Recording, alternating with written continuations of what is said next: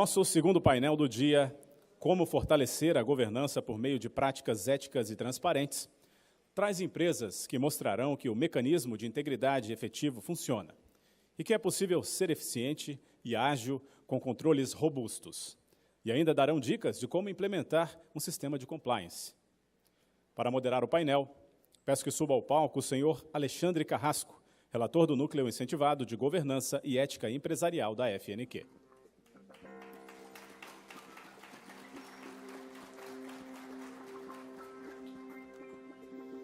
Chamamos ao palco a senhora Ana Luísa Pinheiro, gerente global de gestão de riscos e compliance da Votorantim Cimentos.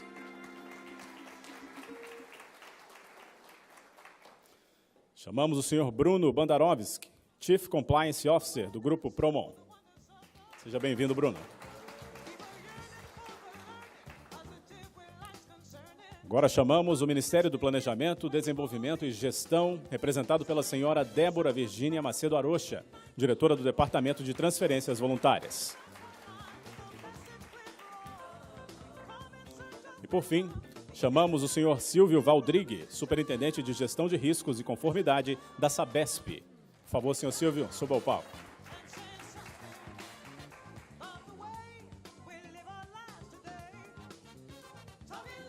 Lembrando que quem quiser fazer perguntas aos painelistas deve fazê-las por escrito no bloquinho que está dentro da sacola que vocês receberam na chegada e entregá-las às recepcionistas. Ou pelo WhatsApp, 0 operadora 11 97449 1331.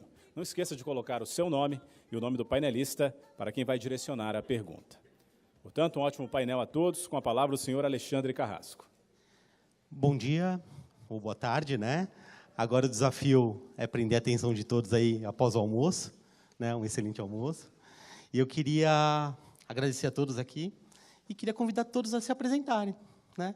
Eu sou Alexandre Carrasco, eu estou ajudando a FNQ no seu comitê de ética empresarial, né? De ética e governança. E nossos convidados hoje vão tentar trazer um pouquinho da experiência deles e a contribuição que eles podem dar para a gestão.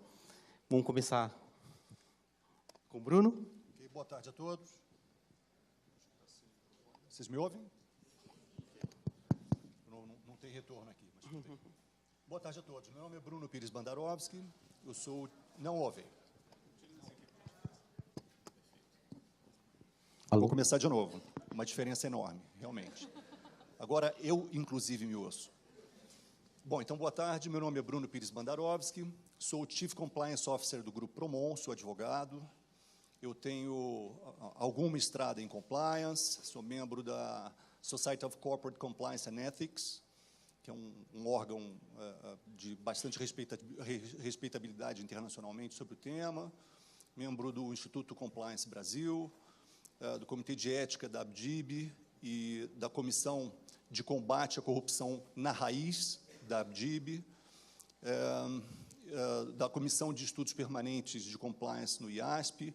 Enfim, eu agradeço enormemente, é um prazer estar aqui junto a esses ilustres painelistas que dividem aqui o palco comigo, junto com Alexandre Carrasco, e um agradecimento especial para o Jairo e para o Bardage, que muito honraram a Promon e a mim mesmo por esse convite para compartilhar com vocês as minhas simples ideias, com o objetivo de, quem sabe, contribuir para o dia a dia de vocês, né, nas suas vidas profissionais. Obrigado. Débora. Bem, boa tarde. Meu nome é Débora Arocha. Eu queria abrir essa tarde agradecendo primeiro a Deus por estar aqui e ao Jairo e ao Bardage pela oportunidade. Eu confesso a vocês que eu sou fã número 1 da FNQ e do trabalho que vem sendo desenvolvido aqui. E eu estou hoje no Ministério do Planejamento, na Diretoria de Transferências Voluntárias. É um nome um pouquinho complicado, ninguém sabe o que é, mas só aquele ambiente que lida com as emendas parlamentares, com os estados, com os municípios. E você pensa assim, dá para fazer governança nisso? Dá, mas isso a gente vai conversar daqui a pouquinho. Obrigada. Ana. Bom, gente, Primeiro, queria agradecer, né, em nome da Votorantim e da Votorantim Cimentos, o convite para a gente para estarmos aqui hoje discutindo esse assunto tão importante. Meu nome é Ana Luísa Pinheiro, eu sou gerente de gestão de riscos e compliance na Votorantim Cimentos. Sou cientista social de formação, com foco em ciência política, e venho construindo minha carreira, na realidade, em gestão de riscos e compliance no Grupo Votorantim. Entrei em 2012 no programa de trainee, e, desde então, a gente tive a oportunidade de participar de todo o nosso processo de desenvolvimento e implementação do programa de compliance lá. Obrigada por estar aqui. Boa tarde a todos. Eu sou da Sabesp. Meu nome é Silvio Valdrigue e ocupo o cargo de superintendente de gestão de riscos e compliance da Sabesp. Trabalhei muitos anos em auditoria e, depois, mais tarde, houve uma decisão da empresa de fazer um desmembramento da área de gestão de risco. E, nesse momento, eu fui, vamos dizer, tive o desafio de ter um novo começo de vida, né, para valer em gestão de risco. E agora, há uns 2 anos e pouco, na área de compliance. A gente está vivendo um momento importante no país. Esse é um tema dos mais ilustres nesse momento, né? Então, acho que nós temos que debater com muito cuidado isso, de como a gente avançar nas empresas. A Fundação, o Jairo, o Marcos, aí, são nossos parceiros, hoje estão implementando modelo de excelência de gestão na Sabesp. Temos um trabalho longo aí de 1 ano, então, estar próximo da Fundação significa estar no caminho certo. E aqui nós estamos, então, para aprender e expor um pouquinho do que pensamos. Pois é, vou pegar o gancho do Silvio, e nós vivemos momentos aí desafiadores, né? Para a sociedade, para as organizações, para os indivíduos. E acho que a pergunta desse fórum, né, é possível conciliar integridade e eficiência nas organizações e na sociedade? Acho que... Quer passar para cá? Tem esse microfone. Vamos começar pelo Bruno, desculpa. Eu vou... nós falamos de fazer uma rápida introdução do tema, e, justamente para chegar a esse ponto, eu queria trazer uma mensagem, tá? Que não é uma mensagem da Promon, especificamente, é uma mensagem minha, mas que eu tenho certeza que a Promon, dados os seus valores, seus princípios, a sua conduta ética ao longo do tempo, né, de sua existência, e a responsabilidade social que está em sua plena consciência, ela concorda com as minhas colocações, tá? Mas são colocações que vão de acordo com a minha verdade pessoal. E esse conceito de verdade, daqui a pouquinho eu vou querer voltar a ele. Vamos falar um pouquinho mais de verdade. Desculpa, eu tenho uma colinha aqui, porque senão eu vou usar os 83 minutos e 43 segundos. Então, para que eu me atenha ao tempo que é adequado, eu vou seguir um roteirinho. Bom, normas anticorrupção no Brasil. Nós temos normas anticorrupção no Brasil desde a época do Império, né? A questão não é ter ou não ter normas de corrupção, mas sim o instrumental do Estado e o posicionamento da própria sociedade a respeito disso. O que acontece ao longo do tempo é uma transformação social contínua, que vem movendo as instituições, o Estado de Direito, e também impondo transformações na própria legislação. Não somente no Brasil. Esse é um movimento que é um movimento global, né? A gente observa que, como o Silvio colocou, compliance eu diria, Silvio, que é o tema da década, né? É o que mais está em voga, mais se discute, e tira o sono das organizações em plano global, não meramente no Brasil, apesar de nós estarmos batendo todos os recordes nesse tema, não é verdade? Mais recentemente. Pois é. Mas, enfim, o que mudou de verdade? Na minha visão, nós temos uma grande transformação global, que trouxe um movimento que dá a relevância a esse tema.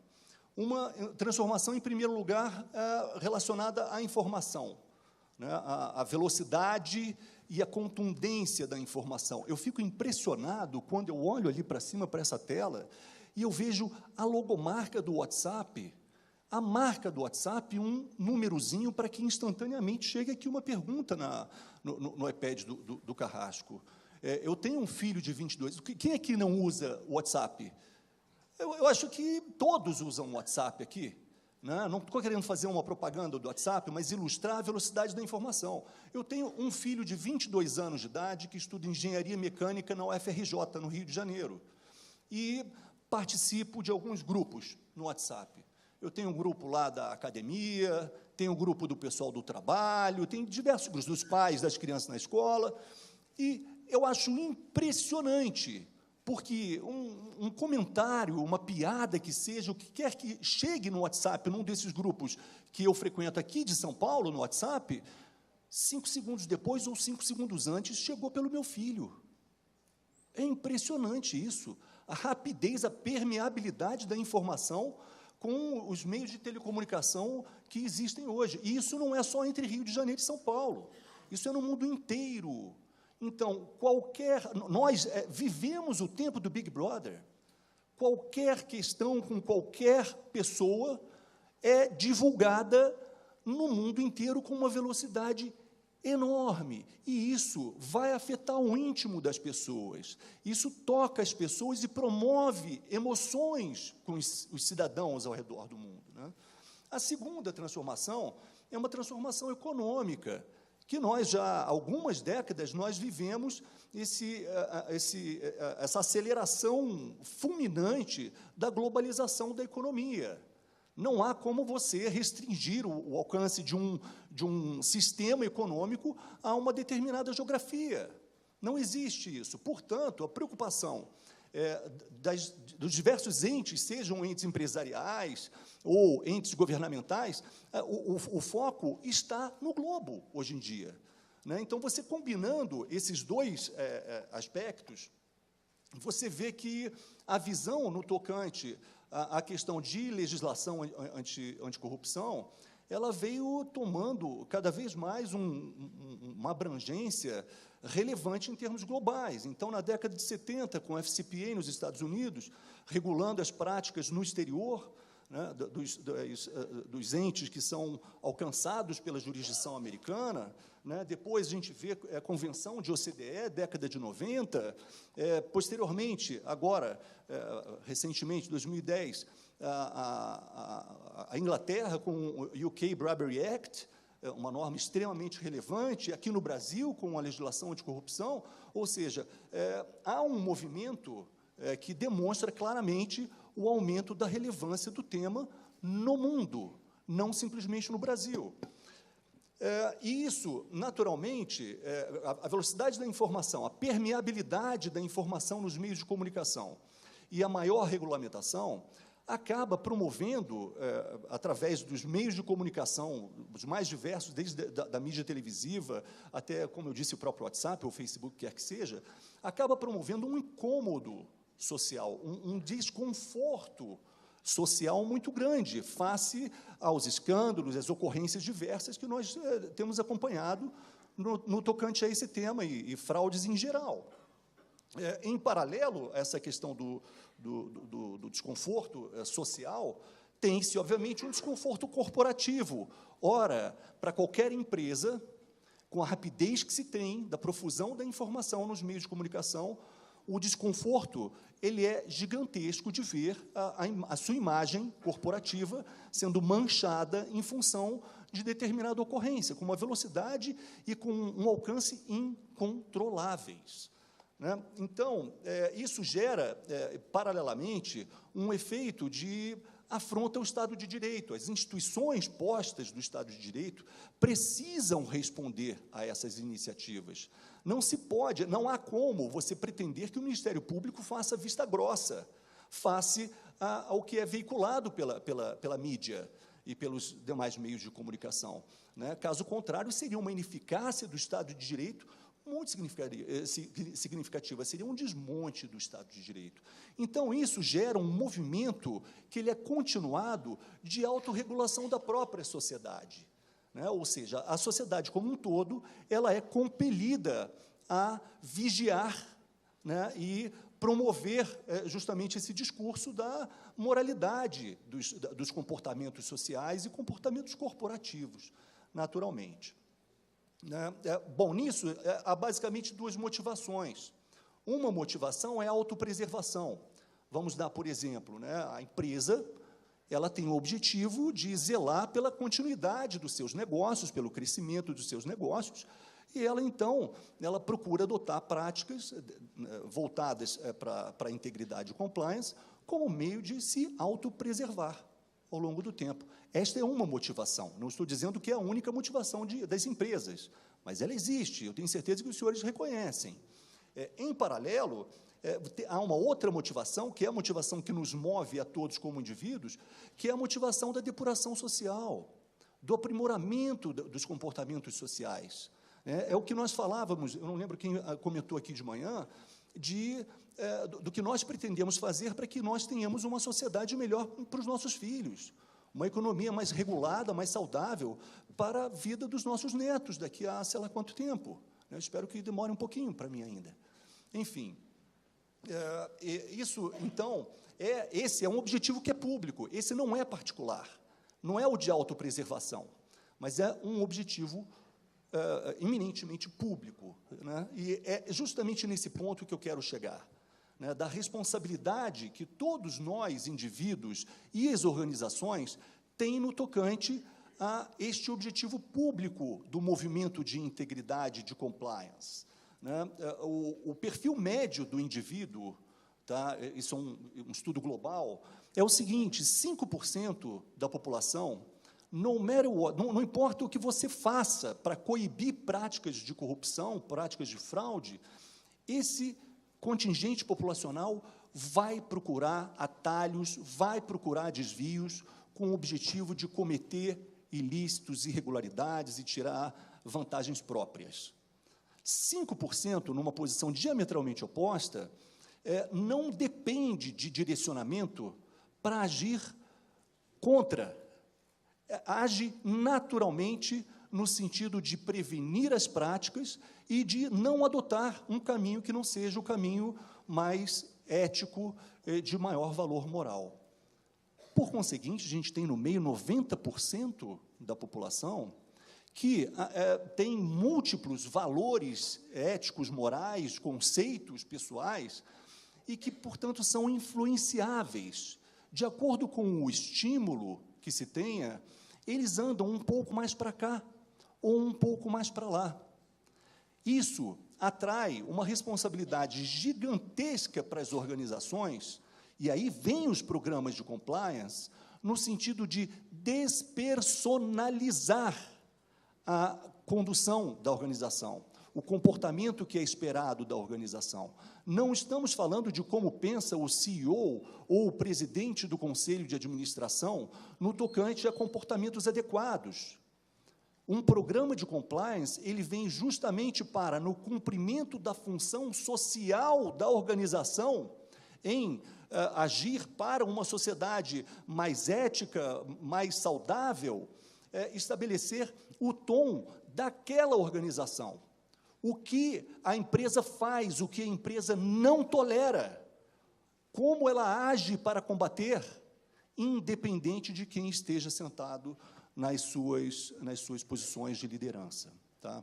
Então, essa é a abertura que eu gostaria de fazer, simplesmente como um pano de fundo, saindo do macro e entrando no microambiente das nossas organizações, globalmente falando, isso é aplicável em qualquer dos continentes do planeta, para que a gente fale justamente da eficiência. A eficiência, o compromisso pela eficiência vem justamente em decorrência da responsabilidade social que as nossas organizações têm nesse contexto. Era o pano de fundo que eu queria trazer, a mensagem de início. Muito obrigado, Bruno. Débora? Bem, eu queria começar a minha fala trazendo uma pergunta para vocês, que eu queria que só ficasse na cabeça de vocês. quanto custa para o Brasil hoje a crise de confiança que nós temos? Para mim, custa muito. Quanto custa a gente não saber que valores a gente vai ensinar para os nossos filhos?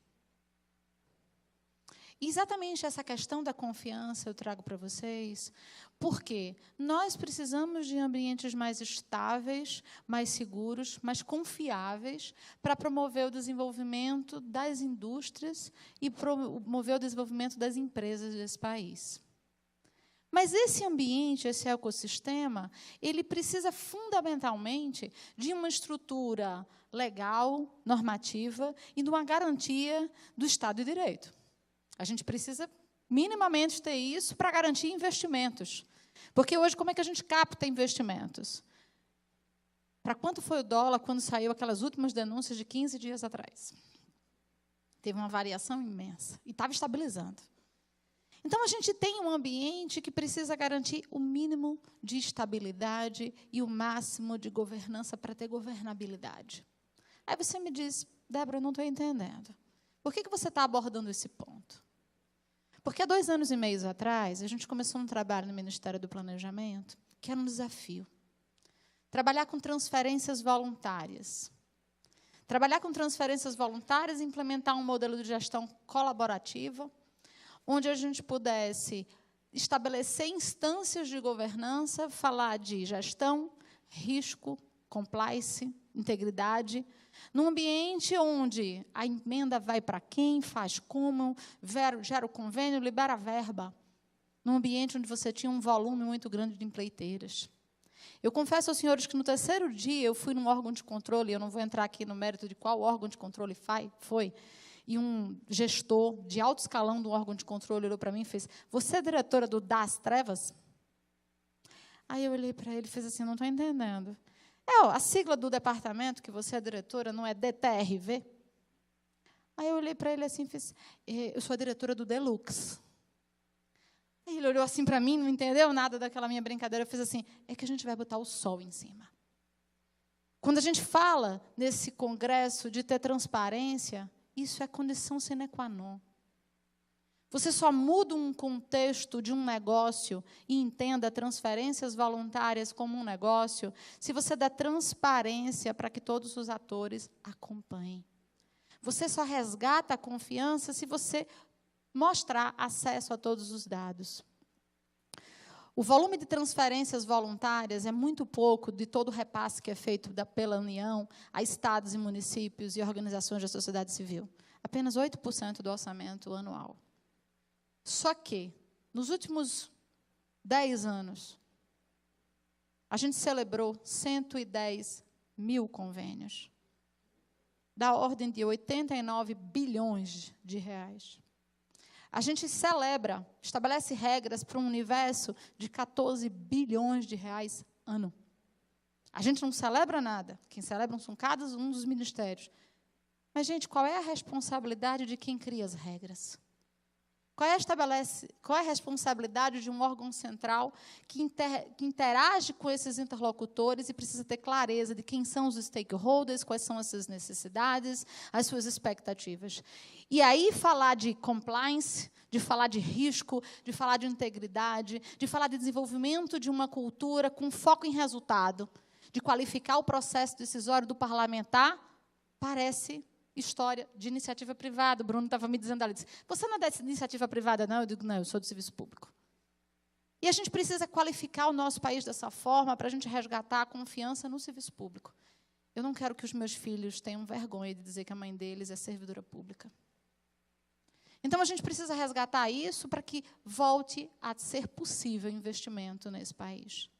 Não adianta a gente falar de empresas, eu já disse isso para o Jairo, empresas fantásticas, empresas com desempenho e excelência na gestão, num país que não é excelente.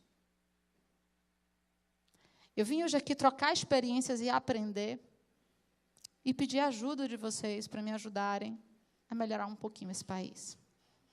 Então, eu vim aprender com os especialistas e falar um pouco dessa experiência que tem hoje uma rede colaborativa com 127 órgãos, que nos últimos 2 anos treinou 43 mil pessoas por EAD no país inteiro.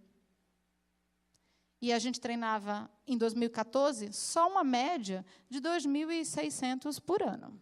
Então, sair de 2.600 ano para 23 mil ano é uma pequena evolução, com uma redução considerável de custo. A gente gastava um valor e hoje gasta menos de 10% do que a gente gastava. Então, eu quero dizer a vocês o seguinte, é possível. Agora, é fundamental, como disse o ex-ministro Valdir Simão, pensar fora da caixa. É fundamental sair do gabinete, conversar com as pessoas, identificar as necessidades e as expectativas, usar técnicas de gestão da administração privada e trazer essas regras para o serviço público adaptando-as. Falar de mapeamento de processo, foco em resultado, modelo de gestão, e a FNQ é um dos nossos 127 parceiros nos ajudando nesse desafio. Precisamos mudar o país. Precisamos estabelecer regras para estados, municípios, mas não regras que engessem.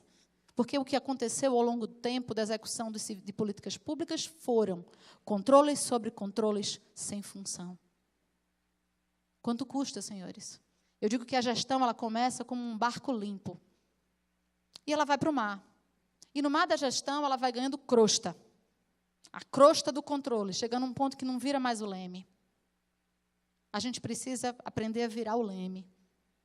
Transformar as realidades, garantindo integridade e transparência. E eu não estou aqui com um discurso simplesmente acadêmico.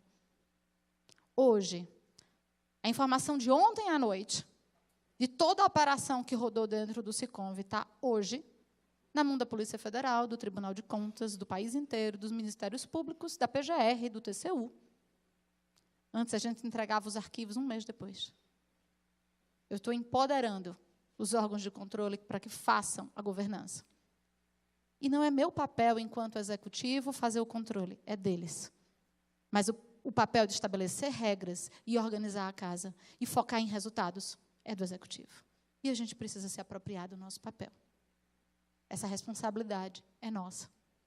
E a gente precisa qualificar as nossas equipes, investir profundamente em capacitação de gestores no país inteiro.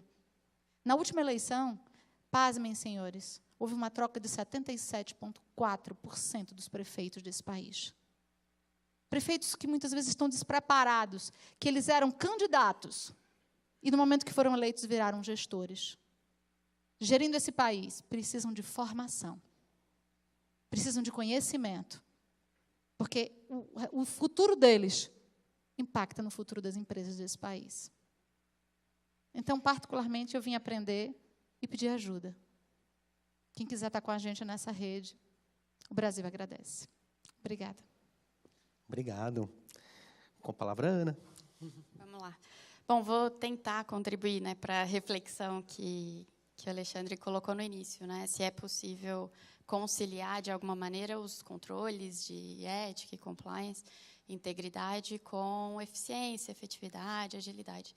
E, bom, eu entendo que não só é possível, como é um dos objetivos da área de compliance, né? Acho que seria até absurdo nós, enquanto profissionais de compliance, que, de alguma maneira, a realidade é que a gente aborda os nossos colegas, os nossos diretores, líderes da empresa, e o que a gente pede é sempre que eles façam essa conciliação, né, entre os incentivos de lucro, de crescimento, de evolução na empresa, de eficiência, que eles são cobrados enquanto executivos, que eles conciliem isso com os padrões de ética, os valores da companhia, a visão de longo prazo, de sustentabilidade.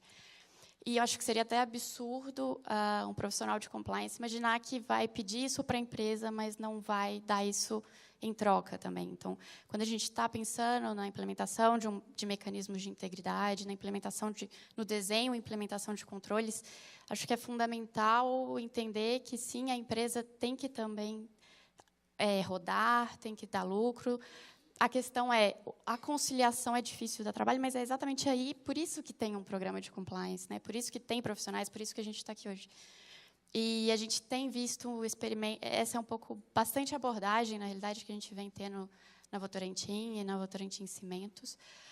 Muito do que a gente faz, eu vejo duas frentes, né? Assim, maneiras de lidar com a ética na prática, né? E como que a gente implementa controles para garantir que a gente está, de fato, conduzindo o nosso negócio como nós queremos.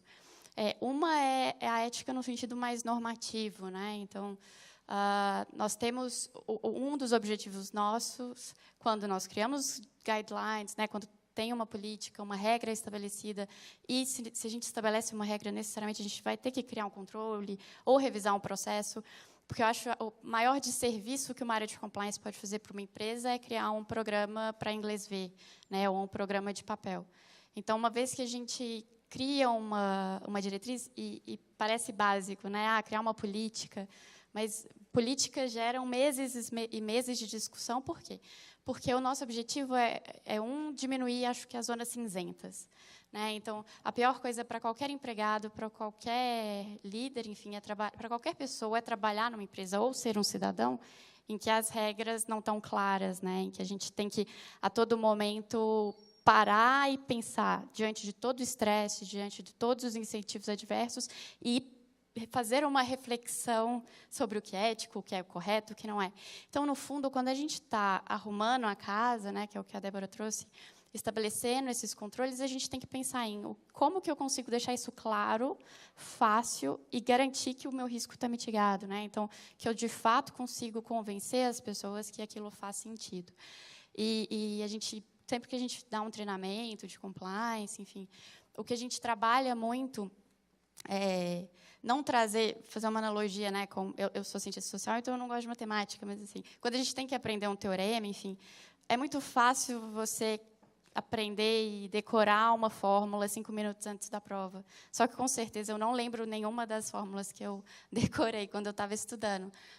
É diferente de quando você ensina e compartilha com a pessoa e ela consegue passar a deduzir essa fórmula, né? Então, o que a gente faz muito nos nossos treinamentos, nas conversas com os nossos colegas, é tentar empoderá-los para que eles tenham essa visão de riscos, né? Então, que eles se sensibilizem para entender o porquê daquele controle, o porquê daquela regra, e isso torna muito mais efetiva e eficiente do que o contrário. Uma outra frente também que eu acho importante, que a gente trabalha muito, é uma ética na prática, né? Aplicada, porque se a gente está discutindo ética, no fundo, são escolhas que as pessoas podem fazer no dia a dia.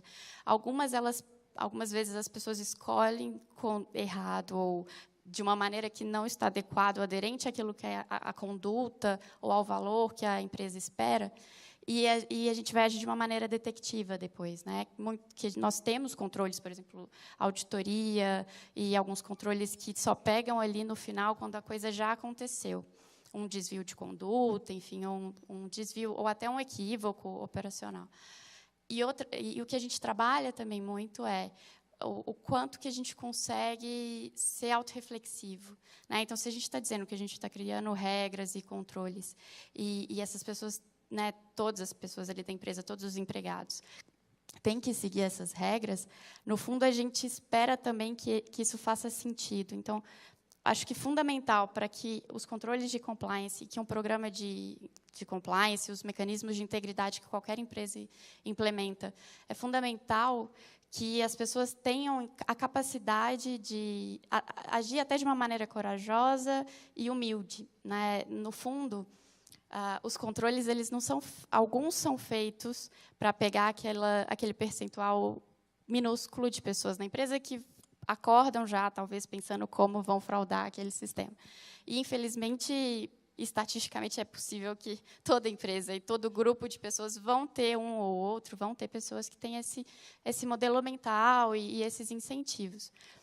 E, em contrapartida, também tem alguns que são muito poucos, que são aquelas pessoas incorruptíveis de fato, né? E na realidade, o que a gente está trabalhando é com a maioria gigantesca da população, e eu me enquadro nessa, por exemplo, que são pessoas boas, de valores, que querem trabalhar, que querem ser corretos, mas que, até por não perceberem, ou por estarem mal orientados, ou porque não sabem exatamente quais são as regras, ou não conseguem enxergar os riscos que estão ali por trás, podem acabar cometendo desvios e colocar a empresa, a reputação da empresa, o emprego de várias pessoas, né, em risco, porque elas ainda não conseguiram, não foram empoderadas a ponto de serem autorreflexivas a esse ponto, né.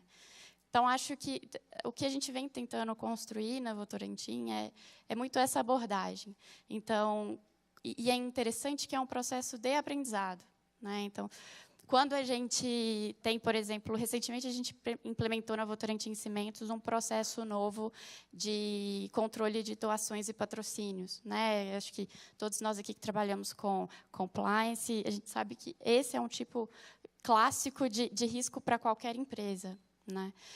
E nós tínhamos lá, na realidade, um controle pequeno e até uma visão de doação que existia uma boa-fé que poderia nos colocar em risco, né? Então, a gente vem de uma cultura, nós estamos em cidades pequenas, então, ali, todo mundo que pede, o gerente quer ajudar, enfim. E a gente começou a mostrar que, não, a gente precisa controlar, existem riscos associados a qualquer processo, a qualquer doação, a qualquer patrocínio que a empresa decide fazer.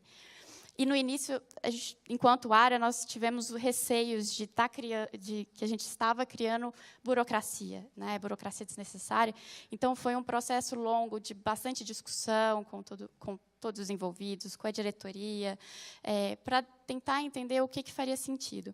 E o interessante foi ver que, quando a gente colocou, por exemplo, a liderança para conhecer, ter a informação, ter a transparência, conhecer o que estava sendo doado, eles passar a burocracia de compliance virou, na realidade, a eficiência da gestão dos custos, da alocação dos recursos. Então, garantir que a gente está doando ou está patrocinando um projeto que, de fato, vai ser sustentável, vai ter o maior impacto para a empresa. Então, acho que esse é o mindset, né? A gente abordar as questões de compliance, sim, com a restrição que compliance tem que ter, do que é correto, do que é legal e do que é ético, mas com a visão de que a empresa precisa rodar. Então, quanto melhor forem os controles e mais efetivos eles forem, no fundo, a gente vai estar mitigando um risco de maneira mais eficiente também, né? Opa, alô? Muito obrigado. Silvio? Ok? Estão ouvindo, né? Eu também quero fazer uma breve introdução, porque, assim, a Sabesp trabalha com um produto essencial, a vida. A água. Até 2002, nós éramos uma autarquia, praticamente. Naquela ocasião, por falta de recursos, a empresa saiu de uma condição puramente de Estado e foi para o mercado. De uma forma até bastante arrojada, nós fomos para o Novo Mercado, em São Paulo, né? E fomos para Nova York. E, coincidentemente, além do grau de governança que tem o Novo Mercado, que já seria uma mudança radical na nossa vida, nós tivemos, na sequência, nós fomos em janeiro, fevereiro, para Nova York, e veio a SOX, a lei americana. Naquela ocasião, me lembro bem que o impacto foi tão grande na empresa que até se pensou, como é que a gente pode recuar? Dá para avaliar essa possibilidade? Muito se discutiu isso, porque a mudança era radical. Ainda bem, graças a Deus, que isso nem passou como uma hipótese efetiva. E nós iniciamos um processo de mudança da empresa profundo, radical, aonde a governança começou efetivamente a ter um papel preponderante dentro da empresa. A partir de 2002, se vocês olharem os resultados da empresa, o nível de investimento que a Sabesp vem fazendo, ele mudou radicalmente em relação ao nosso passado. Há poucos dias olhei até a valorização que nossas ações tiveram. Aproximadamente 900%. Se talvez eu tivesse comprado um conjunto de ações lá naquela ocasião, não precisava continuar trabalhando. Então, assim, a mudança, a forma como a empresa conduz seus negócios, mudou completamente. Eu tenho bastante anos de empresa. 2002 é um grande corte e uma mudança radical. Por quê? Conselho, comitê de auditoria, auditoria interna, todo aquele conjunto de controles que se estabelece na empresa, testes de auditoria externa, todos os cuidados.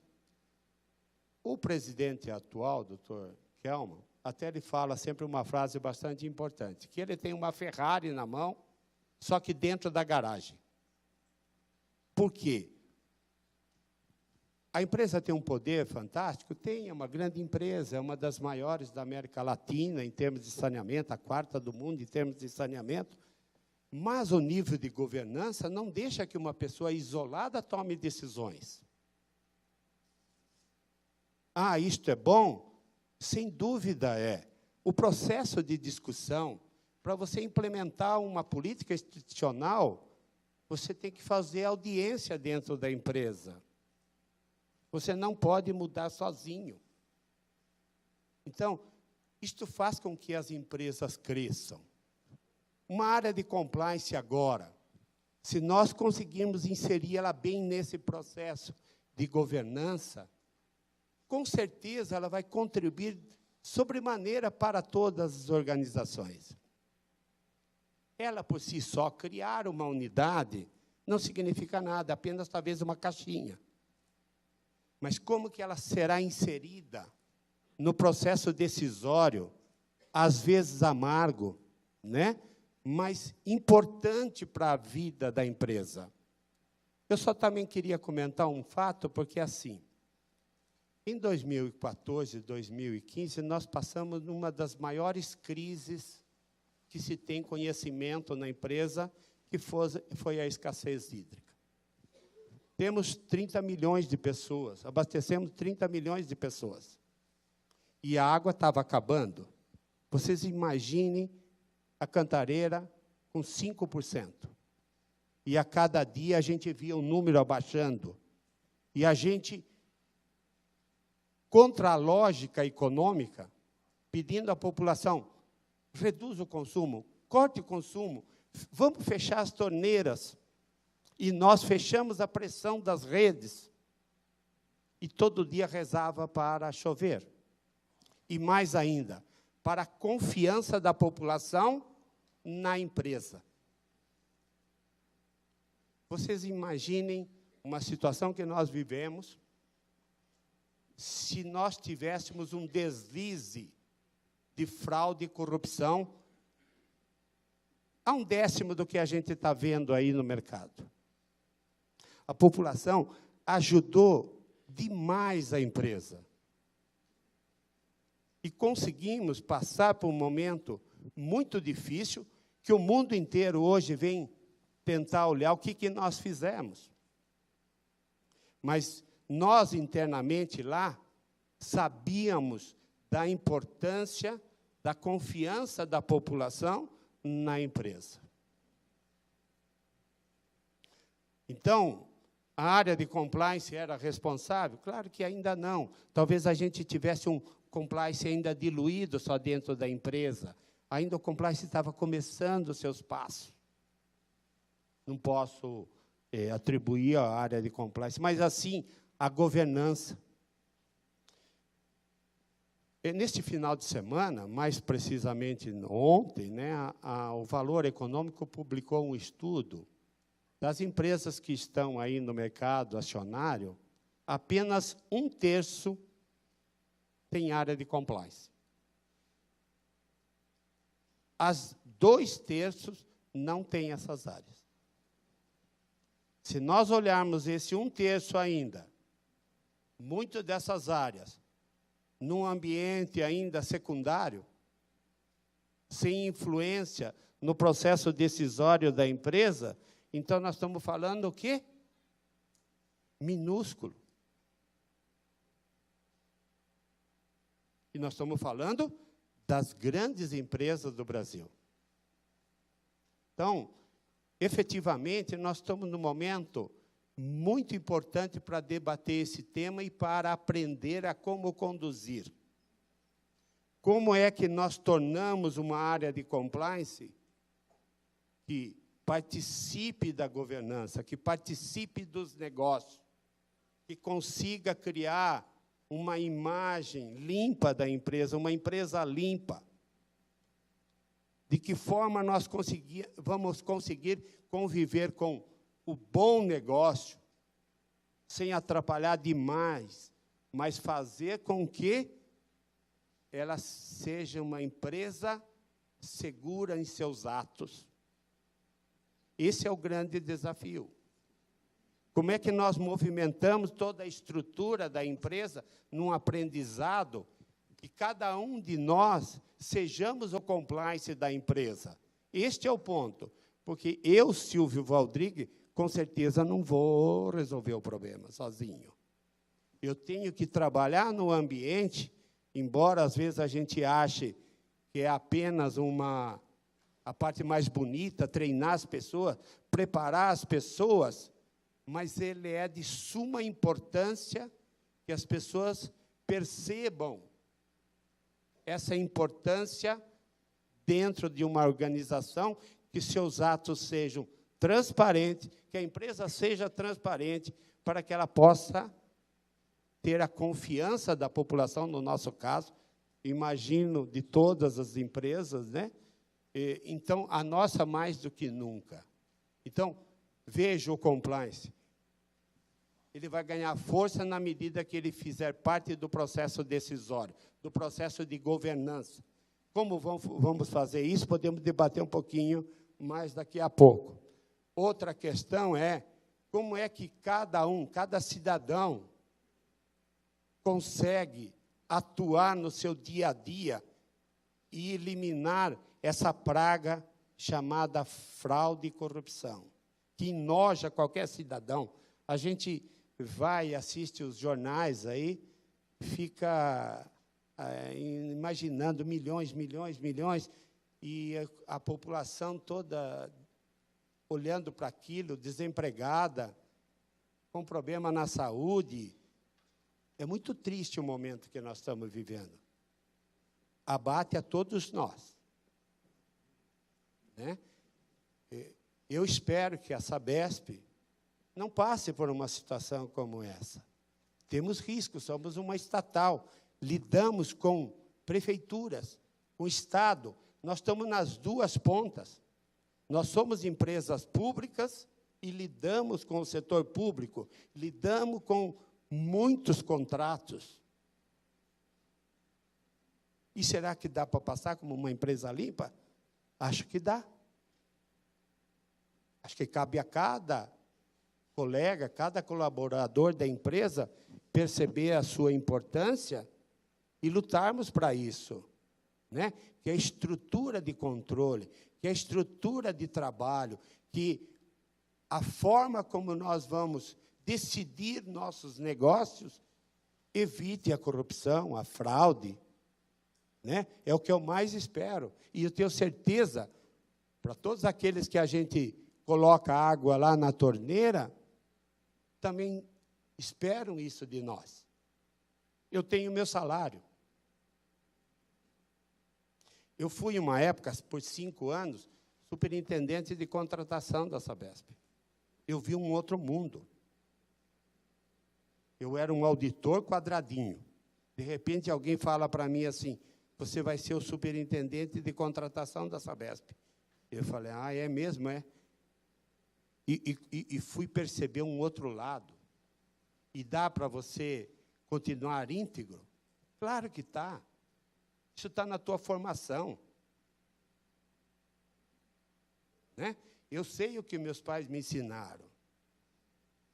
Sei como lidar. Isso eu não preciso levar mais para casa do que o meu salário.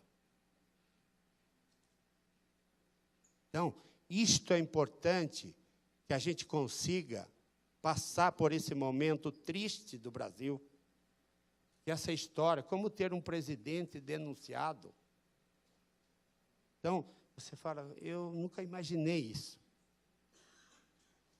E nós estamos vivendo. E estamos aqui, sentados, discutindo assim, nós podemos ter um negócio limpo? Né? Estamos num trabalho com a Fundação, está desenvolvendo o material. Estou lá no IBGC também, debatendo um pouco. E sou mestre nisso, muito longe. O que eu posso é agregar, acrescentar, lutar por isso. Como vocês que estão sentados aqui nos ouvindo, acreditam nisso. Espero que a gente tenha um país melhor. E eu vou sempre lutar por isso. Obrigado, Silvio. A gente também espera o mesmo. E acho que essa galera aqui toda está pronta para fazer esse tipo de mudança e para apoiar nisso tudo. Mas vocês todos trouxeram, quase todos falaram um pouco de gestão de riscos, né? E eu acho que fica um pouco difícil a gente falar desse tema sem falar do papel da gestão de riscos nas organizações. E eu queria convidar vocês a falarem um pouquinho disso. Podia começar pelo Bruno, talvez? Eu até quero comentar que o jeito de fazer isso é com a gestão de compliance, é gestão. Exatamente o motivo da nossa reunião de hoje, né? Uma gestão eficaz de compliance, né? O risco ele está diretamente ligado ao controle, né? Então, a gente está falando, do ponto de vista de compliance, nesse universo de riscos e de controles, em um sistema regulador próprio das organizações e um sistema normativo, né? Mas por que eu vou fazer esse troço? Né? Eu vou fazer isso, obviamente, com base em riscos efetivos que eu tenha. Né? Por que eu vou estabelecer políticas? Bom, eu vou estabelecer políticas, em parte, porque a legislação exige, sim, mas não é só por esse motivo. Tá? Tem algumas políticas que a legislação exige, hoje, até mesmo no ordenamento brasileiro. Tá? Mas ela é relevante para mim? Qual é o meu nível de exposição ao tema daquela política? Por exemplo, falando de corrupção, uma que é exigida, né? Eu só consigo fazer isso se nós utilizarmos metodologia própria que os senhores conhecem, e eu dou o exemplo de COSO, de mapeamento de riscos corporativos. Só que adotando essa metodologia no âmbito dos conceitos, dos princípios de integridade, de compliance. Então, é fundamental, nesse contexto, em primeiro lugar, conhecer muito bem sua organização. Porque um valor para uma organização não necessariamente é valor para outra organização, não necessariamente é aplicável no segmento em que a outra atua, ou então na outra, a situação relativamente a este valor, ela é muito mais grave do que naquela primeira empresa. Então, conhecer muito bem a organização, os mercados onde ela atua, como é a estrutura de governança, como é a estrutura organizacional dessa empresa, como se toma decisão nessa empresa, qual é o perfil médio dos seus colaboradores, e daí, em que mercados ela atua, a que jurisdições ela está submetida, e com todos esses elementos, você monta uma matriz de bases de referência para esse mapeamento de riscos. Tá? Então, uma empresa nacional, vou dar um exemplo hipotético, uma empresa nacional, porém, com relacionamentos comerciais transnacionais. Ela se relacionando com empresas do mundo inteiro. Tem como ela falar, não, eu vou olhar somente para o padrão normativo, para o ordenamento jurídico, para as legislações, por exemplo, anticorrupção ou concorrenciais, brasileiras, ponto. Não faz negócio. Não faz. Ela precisa olhar para essas bases de referência globais, as mais aplicadas, as mais abrangentes, e trazer isso para a sua realidade, porque aquele stakeholder vai exigir isso de você. Se você não estiver compliant, aí eu não estou falando de integridade, eu estou falando de compliance puro, de cumprimento de regra. Tá? Se você não estiver compliant com aquele ordenamento que é relevante para o seu cliente, ele não vai comprar de você. É isso que a gente começa a observar hoje em dia, no universo dos negócios. E estamos vivendo, nesse momento, isso que eu chamo de segunda onda de compliance, em que os compradores estão exigindo dos seus fornecedores a adoção de práticas, de controles, de padrões de comportamento que sejam compatíveis com os requisitos dela enquanto cliente. Então, essas empresas que não estão diretamente afetadas pelos escândalos e não sentem a pujança dessas novas normas no seu dia a dia, sentem através dos seus clientes. Então, isso compõe uma matriz de elementos de referência onde é relevante mapear risco na sua organização. Então, você tem que olhar o seguinte: estamos expostos a esses riscos, esses são os riscos relevantes para a nossa organização? O que a gente já tem de controle mitigatório instalado? Esses controles são efetivos? Ou eu estou fazendo controle pelo controle sem resultado? Só custo, só ineficiência? Eu já tenho controles que me levam para um nível X de conforto, com relação a determinado risco ou determinados fatores de risco relacionados àquele risco, corrupção, né? Por exemplo. Né? Eu então tenho este nível de conforto. Esse nível de conforto já é o nível de conforto desejável para a minha organização? Ou não é o desejável ainda? Eu preciso de um pouco mais. Mas aí o que eu preciso, e, portanto, olhando para controles e procedimentos, regras internas, instâncias internas dentro da organização, qual é o custo disso? Aonde isso vai me levar? Qual é o enhancement que eu vou ter na minha percepção de conforto com esse passo a mais que eu dou na minha estrutura de controles? É um enhancement realmente de valor vis-à-vis o custo que eu tenho na minha estrutura operacional, o custo econômico propriamente dito, ou, eventualmente, entraves que eu traga para a minha organização fazer negócio? Isso tem que ser avaliado, porque, em determinado momento, você tem que se contentar e botar limite nessa sua estrutura de riscos. Entender o seguinte: eu não vou mitigar 150% desse risco. Eu não vou mitigar 100% desse risco. Eu vou até 80%. Porque aqui eu tenho uma zona de conforto razoável e até aqui faz sentido econômica e conceitualmente para a minha organização. Então, uma função extremamente relevante nossa, de profissionais de compliance, é que nós sejamos enablers de negócio e não atravancadores de negócio. A forma de fazê-lo é com uma avaliação de riscos realmente cuidadosa. É fundamental e ela é periódica, porque o ambiente de negócios ele se transforma, inclusive, com uma velocidade muito grande hoje em dia, e medindo os controles necessários, dimensionando adequadamente quais são as políticas que sua organização precisa, medindo com muita atenção, com muito cuidado, o que são os procedimentos. Eu vou encher minha organização de formulários eletrônicos ou em papel, ou nisso ou naquilo, com instâncias para tomar decisão, tem que ser aprovado por 15 pessoas na organização. Eu preciso disso tudo? Não. A nossa função é buscar uma estrutura simples, ágil. Menos é mais. Em controles internos e em eficácia operacional, menos é mais. Mais simples, mais direto, mais objetivo, mais eficaz. Obrigado. Alô? Eu queria queria convidar a Débora, e eu queria juntar com uma pergunta, né? A pergunta do Jorge Secaff falando o seguinte: como remover a crosta dos controles numa embarcação pública que não tenha confiança da sociedade? Peraí, repete de novo a pergunta. O Jorge perguntou o seguinte: como remover a crosta ou peso, né, dos controles numa embarcação pública ou numa organização pública que não conta com o apoio da sociedade? Gostei dessa pergunta. Bem, eu acho que a gente precisa fazer primeiro uma avaliação.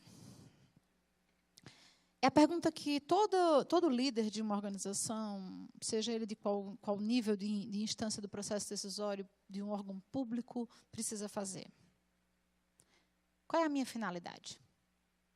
Para que eu existo enquanto instituição?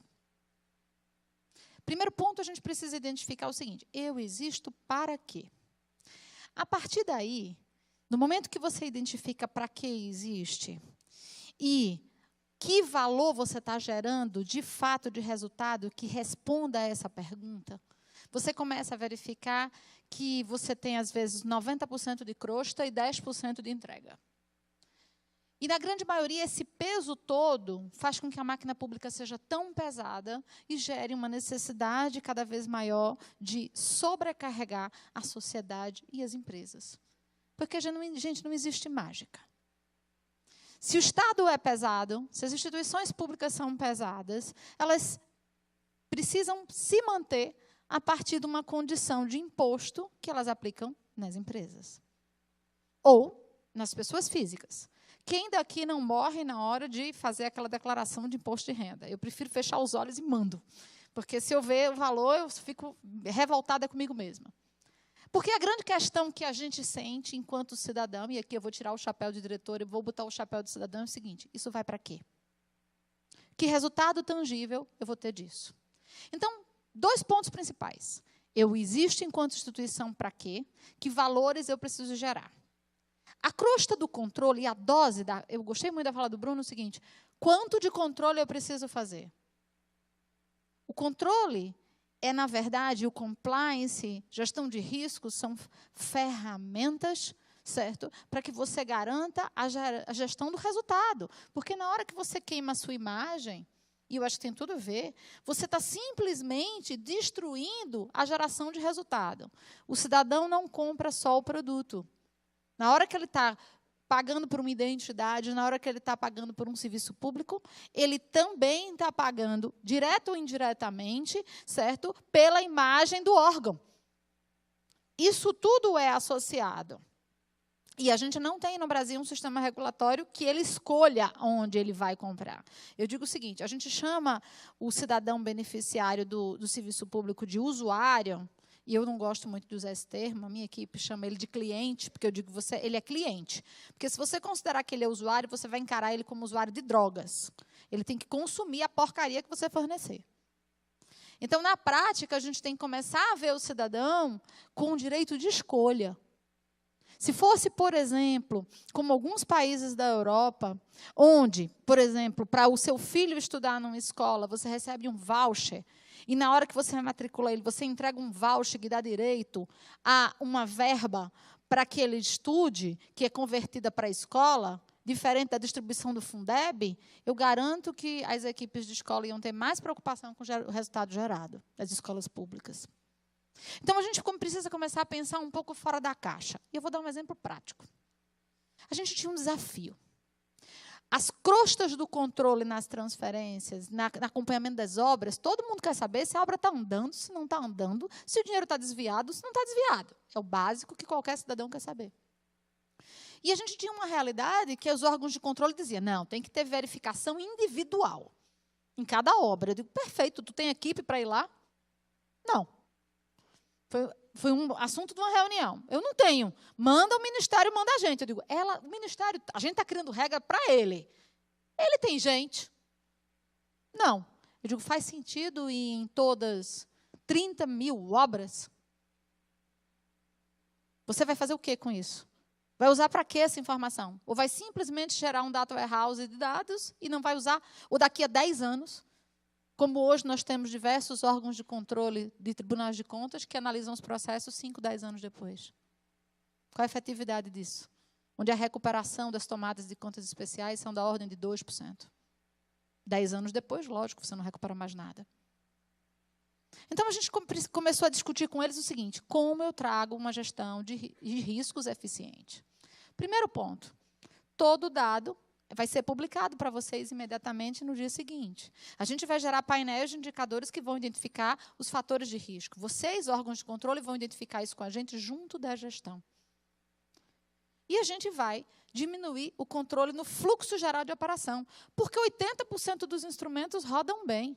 Eles rodam mal pelos crostas extras que a gente vai colocando de controle extra que geram as paradas. Então, a gente começou a identificar esses fatores e simplificar, para reduzir o tempo. Porque eu faço a seguinte pergunta para vocês: faz sentido construção de uma quadra demorar 4 anos? Não. O tempo médio de construção seria de 1 ano. Mas o processo licitatório, que tem regras e que tem controles e vistas, nada contra o controle. Dê total transparência. Fortaleça o controle social. Estabeleça uma ação mais inteligente. Mas, para isso, gente, a gente tem que pensar fora da caixa. Para isso, a gente tem que, por exemplo, no ano passado, fizemos um hackathon. Chamamos os hackers do bem e disse, façam um aplicativo para comparar desempenho de município. De qual é o município que trabalha bem ou mal. Eu, governo federal, consigo pensar com o olhar que o cidadão precisa ter? Não. Os hackers, que são sociedade, conseguem pensar. Eu dou o dado. E a gente gastou menos de 30 mil e fez um big aplicativo disponível para todo mundo, onde qualquer pessoa pode baixar, e com uma rede social associada, gerando a denúncia para o órgão da CGU.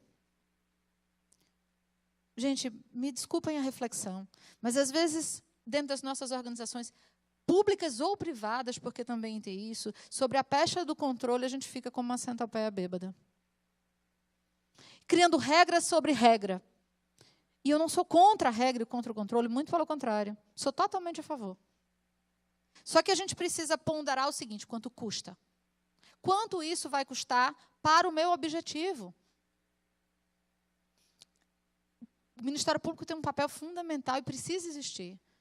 Mas ele precisa focar fundamentalmente, isso eu já disse a eles, nos 20% das informações que são desvio e malversação do recurso público. 80% dos dados lançados errados, erro formal, por baixa capacitação. Então, a gente precisa investir em capacitação, em fortalecimento de mecanismos de gestão e em empoderamento do controle social, para, de fato, fazer isso. E a gente fala disso em órgão público, para que a gente crie um ecossistema onde ser lícito é correto. A gente hoje vive um país onde existe uma discriminação por quem faz a coisa certa. Então, a gente precisa mudar esse contexto, ensinar valores diferentes. Eu sempre faço uma reflexão que é o seguinte, vocês já trocaram água de um aquário? Quem já trocou água de um aquário aqui? Quem já teve aquário? Você joga a água toda fora e bota a outra dentro? Se fizer isso, acontece o quê? Morre todos os peixes. E é desperdício, também acho. Então, a gente precisa, com certeza...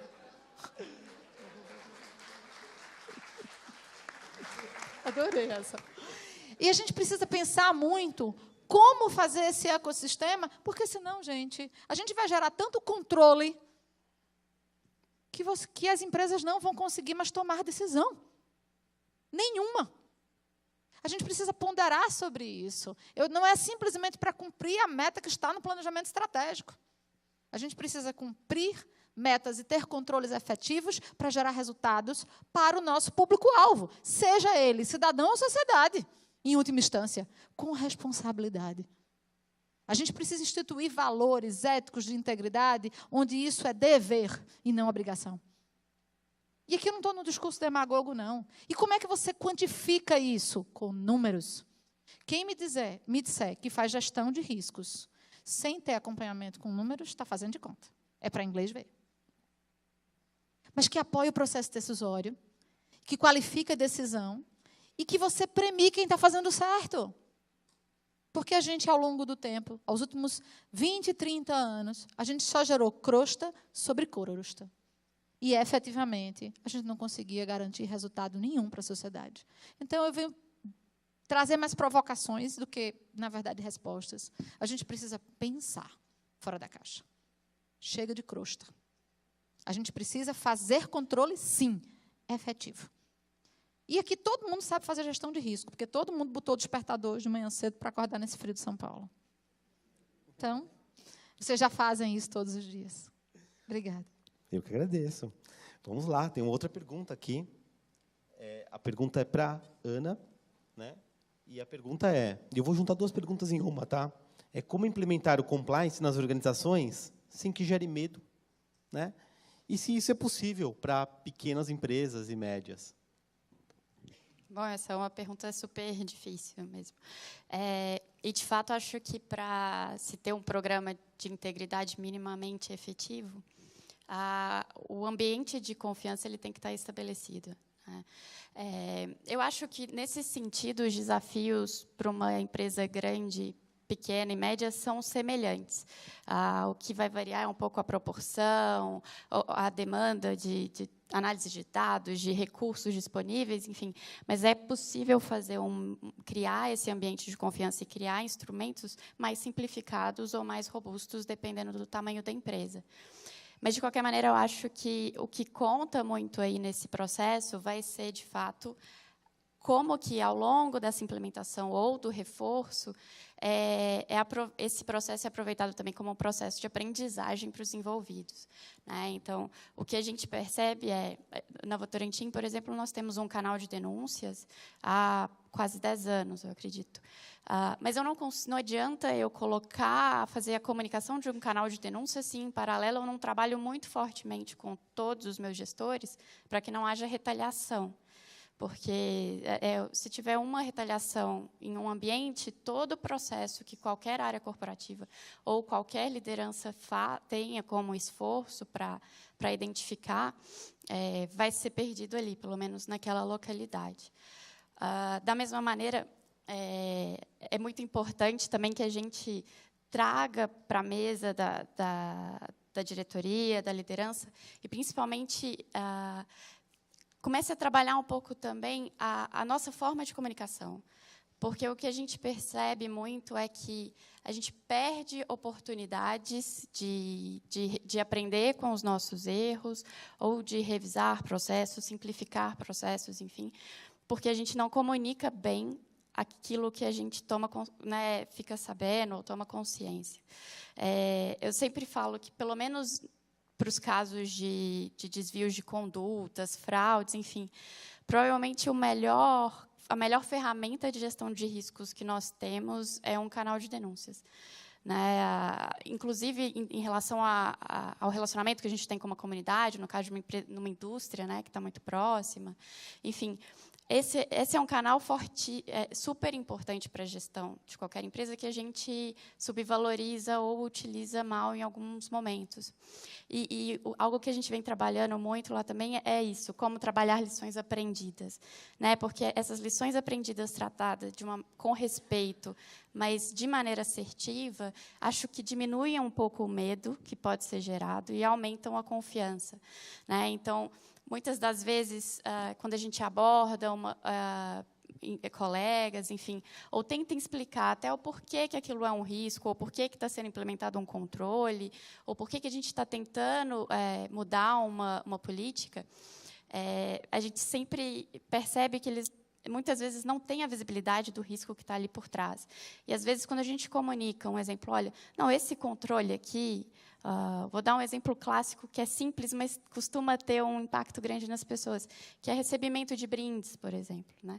A gente fala, olha, você não pode receber um brinde desse tipo, enfim, a pessoa ela não consegue visualizar o todo, às vezes, o risco de fraude ou o risco de conflito de interesse que tem ali por trás. E quando a gente diz que situações em que o que é um conflito, as situações em que isso acontece, e conta que a empresa, por exemplo, já identificou situações desse tipo, que essas coisas acontecem, que existe toda uma diligência da empresa em investigar com cuidado, enfim, e que uma ação foi tomada, isso muda completamente a visão que as pessoas têm de o quão sério é a empresa. É muito difícil, quando a gente tem uma liderança ou colegas que têm um discurso, mas a prática é absolutamente diferente. E acho que esse é um dos nossos maiores desafios, né? É como que a gente aborda os nossos colegas, os nossos empregados, de uma maneira humana, séria, assertiva, e que dê, de fato, a confiança que eles precisam ter para ter o suporte. E aí eu acho que, pegando o gancho com a governança, né, como que a ética ajuda a fortalecer boas práticas de governança, é, de fato, um risco grande implementar ou incentivar políticas muito restritivas, ou canais de denúncia, ou focar em gestão de consequência, quando a gente não fez a nossa lição de casa também, enquanto empresa, independente do tamanho, em relação às áreas e os profissionais de suporte que as pessoas têm que ter acesso, né? Então, de fato, se a gente mostra um risco para uma pessoa, para um colega, ele identifica aquele risco, ele quer falar, ele quer, de alguma maneira, trazer à luz algum desvio ou algum problema que ele esteja percebendo, se ele não consegue perceber esses pontos de suporte na companhia, acho que isso cria um efeito cascata até muito pior. Então, é bastante importante garantir que, na implementação do programa de compliance, na implementação desse tipo de ferramentas, como canais de denúncias, aplicação da gestão da consequência, as pessoas envolvidas, né, as áreas envolvidas, que, em geral, são as áreas de compliance, que tenha muito cuidado para garantir que isso seja feito de maneira sólida, né? A gente tenta sempre trabalhar assim, às vezes não dá para fazer tudo, né, que está lá na cartilha da CGU ou no FCPA Guidelines de uma vez, mas é importante que cada passo seja muito sólido, e por isso que gestão de riscos é tão crítico, né? Para você conseguir fazer um plano de longo prazo, que você ataque primeiro aquilo que é mais que é um risco maior, e que você faça uma visão, crie a sua abordagem enquanto implementação de compliance de forma bastante holística, né? Então, que se você está dando ali uma ferramenta de denúncia, que você também treine quem está recebendo, que você treine a liderança para garantir que não haja retaliação, e criar esse ambiente de confiança, que é um dos pilares principais, né, da governança. Não é um desafio fácil, mas eu acho que ter esse cuidado, tentar cobrir todos esses fatores que podem impactar e gerar esse ambiente de maior conforto e de confiança e de proteção às pessoas que falam, aos denunciantes, é fundamental. Muito obrigado. Estamos chegando ao final aqui do nosso tempo, né? E eu queria fechar com uma última mensagem, né? Eu queria te pedir, Silvio, para nos falar rapidamente aí sobre qual que é o papel de nós profissionais para que isso tudo possa acontecer, para que a gente possa ter sistemas efetivos e possa ter organizações, empresas, governos, uma sociedade melhor. Enquanto meus colegas estavam falando aqui, né, eu estava imaginando o desafio que eu tenho. Claro que é sempre grande, é uma empresa grande, atua em muitas cidades, né, aproximadamente quase 400 cidades. Então, a gente tem um universo de trabalho. Mas, quando eu começo a pensar no papel da Débora, eu começo a falar, nossa, como o meu é pequeno, o do Bruno e o da Ana, com certeza, também. Então, resgatar tudo isso, né? Eu tenho vontade de ir lá e te ajudar, porque é um desafio tão grande, porque é uma recuperação de uma imagem, é um momento que você vai poder contribuir para a sociedade, né?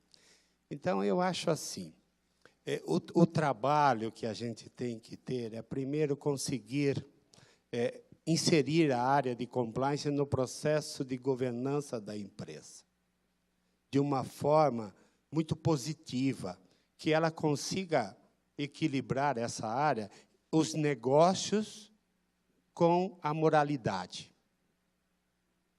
Esse equilíbrio. E, para isso, nós temos que fazer uma estrutura muito boa de controles e de decisão. Então, eu trabalho há muito tempo com gestão de risco. Até hoje de manhã eu estava discutindo com a diretoria da empresa, diretoria colegiada, o mapa de risco corporativo de negócio. São 25 riscos que a gente trabalha, que a gente declara para o mercado, que é o nosso dia a dia, é a vida da empresa. Mas também tem um outro conjunto de riscos que a gente trabalha um pouquinho mais de forma operacional, que é a fraude e a corrupção, dentro de um programa de integridade. Então, de que forma, como são os processos, qual que tem o maior risco? Quais são as rotinas que oferecem maior risco? É a medição de contrato, é o contato com o setor público, é a relação com o terceiro. De que forma eu estruturo cada ação para que nenhum indivíduo tenha poder de tomar decisões importantes dentro da empresa e que leve à corrupção? Então, é um trabalho de formiguinha, é um trabalho de confiança, é um trabalho de ter no meu colaborador um fiscal da integridade. Isso é uma etapa, é um trabalho duro, que quem estiver aí, quem trabalha nessa área, sabe o quanto é importante. Né? Então, eu acho assim, é detalhe, é confiança, é dedicação, é treinamento das pessoas. Nós estamos treinando todos os colegas da Sabesp. Estamos com um programa intenso, o que é uma corrupção, o que é uma fraude, como que deve atuar, até de uma forma muito leve, com treinamento de 4, 5 minutos, para criar uma imagem positiva dentro da empresa, e que cada um tenha orgulho da empresa e a defenda. Eu aproveitar, porque eu vi que o meu tempo, quero agradecer a oportunidade, né? E pena que eu queria aprender muito mais com vocês, meus colegas, né? E tomara que eu tenha essa chance, assim como eu me coloco à disposição de todos os colegas que militam nesse ambiente para trocar informações comigo. Eu depois vou deixar meus contatos, né? E a gente poder amadurecer cada ideia da gente ter uma situação melhor. Muito obrigado, viu? Nós que agradecemos. Obrigado.